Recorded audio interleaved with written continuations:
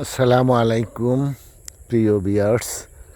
আমার প্লটে আসার লোকেশন শাহপরান মাজার গেট থেকে ধনুকান্দি মাদ্রাসার পশ্চিম পাশে উত্তর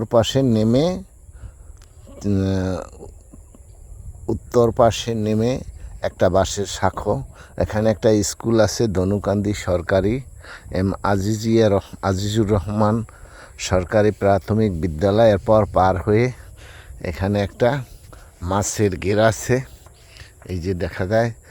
আর ঠিক মাছের পাশাপাশি ওই ঘেরের সামনে দুইটা কলোনি হচ্ছে, এবং এই বাসের শাখো পার হয়ে এখানে আপনার সুলেমান সাহেব বসবাস করে।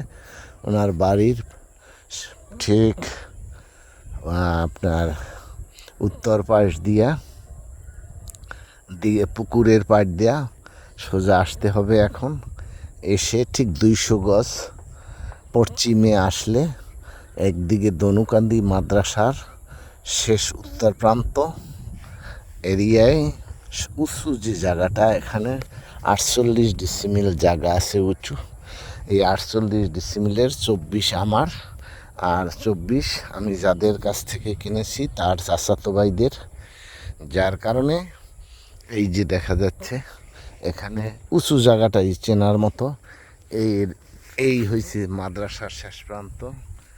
এই যে খুঁটিটা হচ্ছে আমার শেষ, এবং এই যে ইটা নালাটা দেখা যায়, এইটাই হয়েছে রাস্তা। 25 ফুট রাস্তা একেবারে আমার জমির দক্ষিণ প্রান্ত দিয়ে এটা সোজা বেরিয়ে যাবে। আগে সরা ছিল, এখন সরা ভরাট করা হয়েছে। সিটি কর্পোরেশন ও সিটি কাজ ধরা হবে।